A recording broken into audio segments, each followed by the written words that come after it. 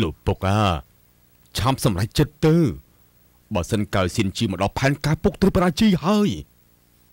ពេលមានរឿងកើតឡើងត្រូវតែតាំងស្មារតីឲ្យល្អពេលនេះឲ្យមិនត្រូវមួម៉ៅទេពុកទឹកលិចដល់ចំអុតទៅហើយយើងគ្មានពេលច្រើនទេណាពុក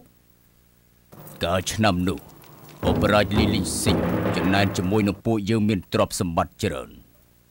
រាជការប្រាប់ព្រះអង្គថាពួកយើងជំរិតប្រាក់ប្រជារាស្ត្រ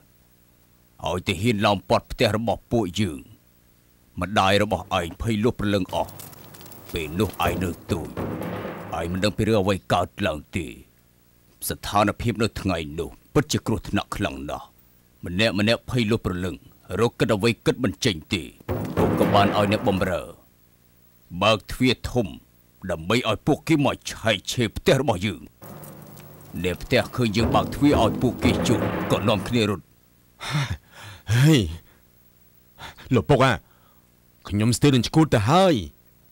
កៅស៊ីនជឿមកដល់គេពិតជាចង់ជួបរាជបុត្រហើយឥឡូវនេះសូម្បីតែសពរាជបុត្រក៏រកមិនឃើញទៀត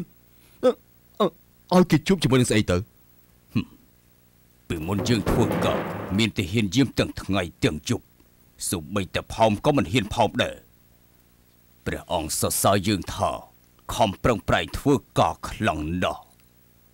ព្រះអង្គបានប្រទានផ្លាកសរសើរឲ្យពុកក៏ប៉ុន្តែពួកគេមិនស្មានថាកន្លែងធ្វើការរបស់ពួកយើងនេះគឺមានបន្ទប់សម្ងាត់មួយទ្រព្យសម្បត្តិហើយនៅរបស់មានតម្លៃយើងបានយកទៅទុកក្នុងបន្ទប់សម្ងាត់ទាំងអស់ហើយធ្វើដូច្នេះទើបអាចបំផាន់ភ្នែកពួកគេបានមិនឲ្យពួកគេដឹងទេពុករឿងដែលពលនិយាយនេះវាជារឿងកើតឡើងយូរហើយតែពេលនេះកើតស៊ីនជីចិត្តមកដល់ហើយរឿងមួយចង់យកខ្ញុំជំនួសព្រះរាជបុត្រលើឡើងទោះបីជាក្មេងប្រុសនោះឡើងលើមេឃ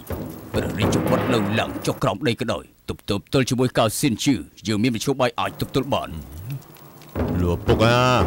ពេលនេះពុកភ័យលួចព្រលឹងទៅហើយមិនខកខ្ញុំទេ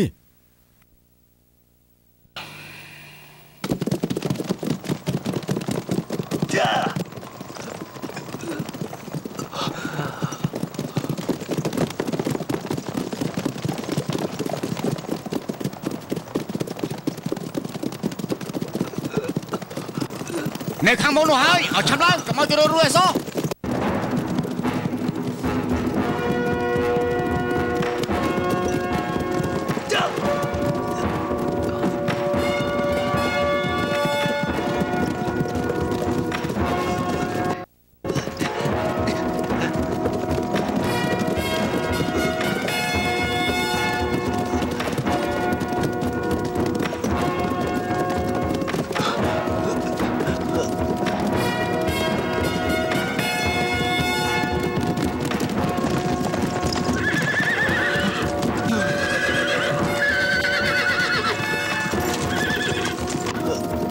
នឹងថ្ងៃរត់តាមរួចទេ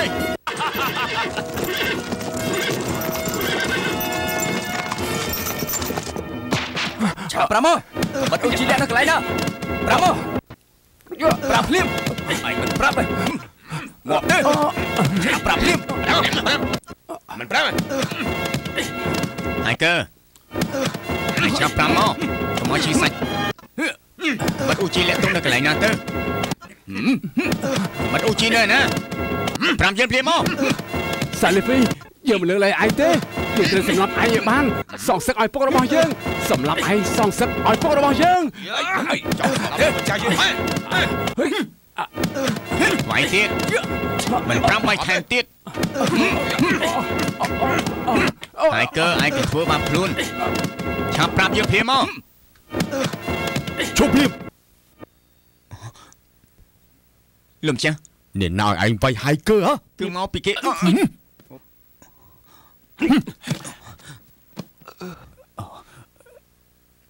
សំណងណាស់ដែលគេមិនតន់ស្លាប់ប៉ុន្តែគេសាលីហ្វី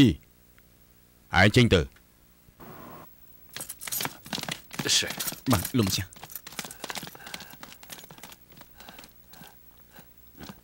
កៅស៊ីនជឿមិនតន់មកដល់ទីហើយគេគឺលោកម្ចាស់វាងទទួលតំណែងថ្មីមកកាន់កាប់កាយជើ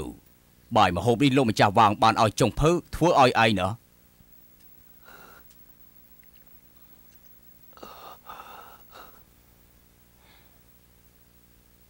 ហើយគឺឯងឃ្លានហើយឆាប់ហូបបាយទៅហូបបាយយ៉ាងមិនចង់យើងហូបបាយកំដរឯងមែនទេនេះ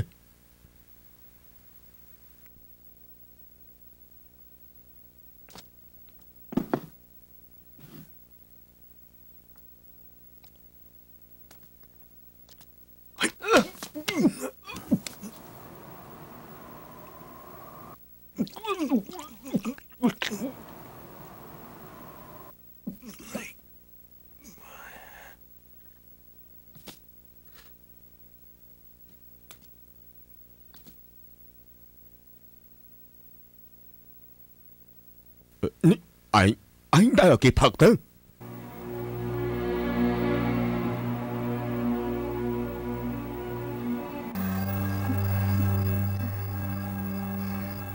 យឆាប់ឡើងយកសម្លៀកបំពាក់បរិយាបន្នស្លៀកពាក់ឲ្យគេភ្លាមទៅពងនេះគេ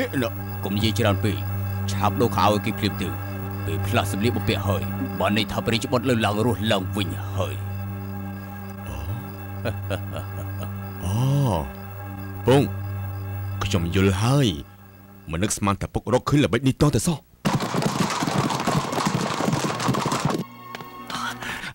លោកម្ចាស់ការស៊ីនជីមកសួរសុខទុក្ខប្រជាបទចូលមកដល់ស្រុកកាជើហើយតើលោកម្ចាស់ទាំងពីរគឺធ្វើយ៉ាងម៉េចទៅឲ្យឆាប់ឡើងឆាប់ផ្លាស់ប្ដូរសម្លៀកបំពាក់ឲ្យហើយគឺភ្លាមទៅរួចហើយនាំគេចូលទៅក្នុងបន្ទប់ពុកចេញទៅទទួលកៅសៀនជឺក្រៃលោអាចពជាពេលបានខ្លះរួចហើយនាំគេចូលមកសួរសុខទុក្ខប្រជាបទលើឡើងបាន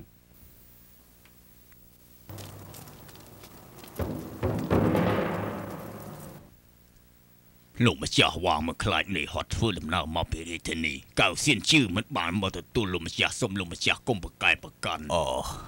លោកកៅគួរសំពេញហើយព្រះអង្គឮថាប្រជាបទលើឡើងប្រឈួនដល់កាជើឲ្យខ្ញុំមកមើលប្រជាបទ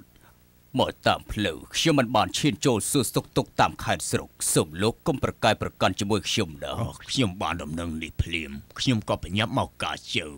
ទី1គឺមកសួរសុខទុក្ខលោកម្ចាស់ទី2មកសួរសុខទុក្ខព្រះរាជបុត្រលោកម្ចាស់ជាមន្ត្រីជាន់ខ្ពស់មកមើលថែព្រះរាជបុត្រដោយផ្ទាល់សុំសរសើរសុំសរសើរហើយលោកនេះហត់ហើយកៅសៀនជឺរអៀខ្លួនខ្លាំងណាស់អាលៀនបាទ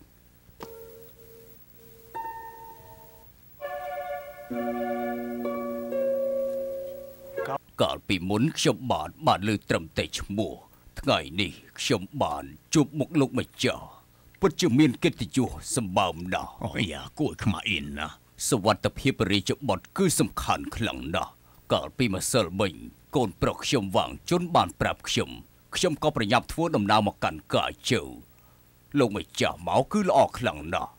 ពួកយើងចូលទៅសួរសុខទុក្ខរាជបុត្រទៅតើល្អដែរទេបើលោកម្ចាស់មិនយល់ទាស់នោះទេខ្ញុំទៅជាមួយលោកម្ចាស់សូមអញ្ជើញសូមអញ្ជើញ